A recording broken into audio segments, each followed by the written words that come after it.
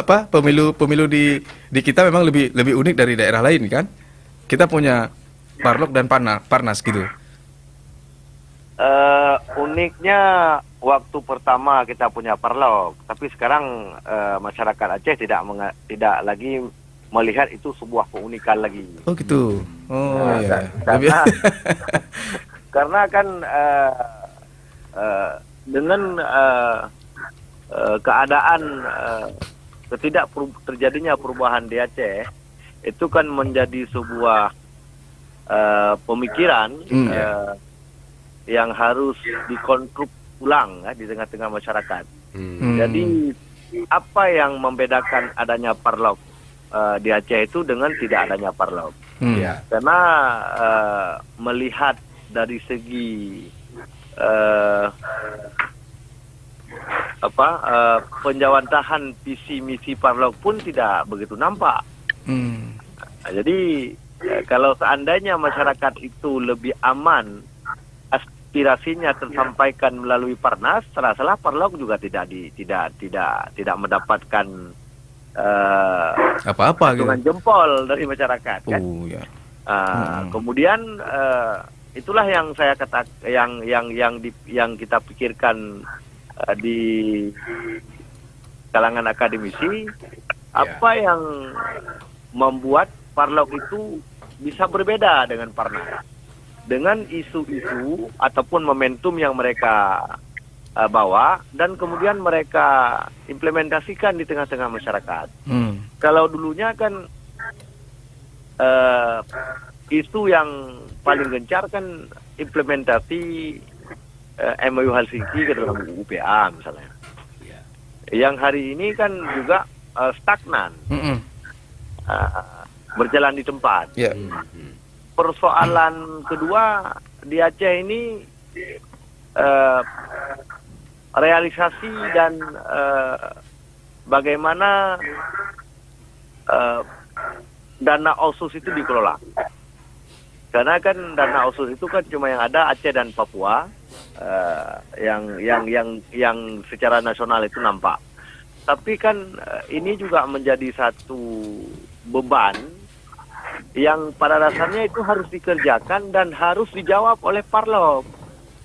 Ini kan kelihatannya kan yang muncul di situ kan Parnas mencoba masuk dalam masalah ini. Apalagi tentang perkara-perkara hal-hal yang masih belum selesai pasca perdamaian di Aceh. Yang notabene itu kan ujung tombaknya juga Parlok. Tapi itu kan juga masih stagnan dalam perjuangan mereka.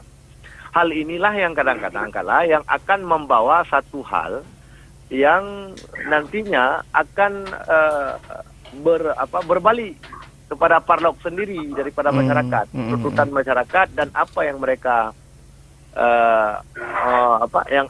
yang mereka isukan, tapi tidak nampak di tengah-tengah masyarakat implementasinya. Ini yang saya katakan, sehingga hari ini Parlok dan Parnas di mata masyarakat itu hampir tidak ada bedanya. Iya. Nah, apalagi Parlok di Aceh juga lahirnya bertaburan.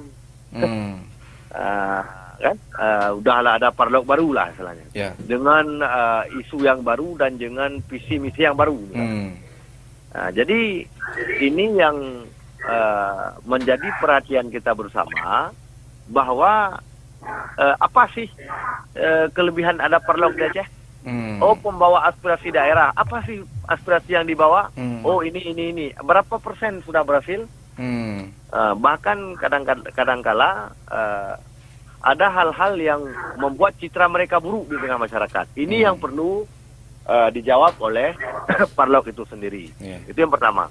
Sehingga Pileg di Aceh kalau dulu kan cukup heboh, ya.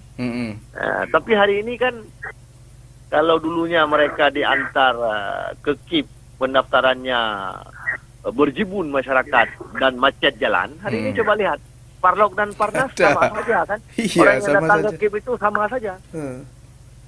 Ini kan bisa kita lihat kuantitas massa yang hadir di kala Parlok pertama ada dengan Parlok hari ini sudah masuk dalam tahap pemilu dan mereka sudah duduk di legislatif, coba Anda lihat di realita di lapangan.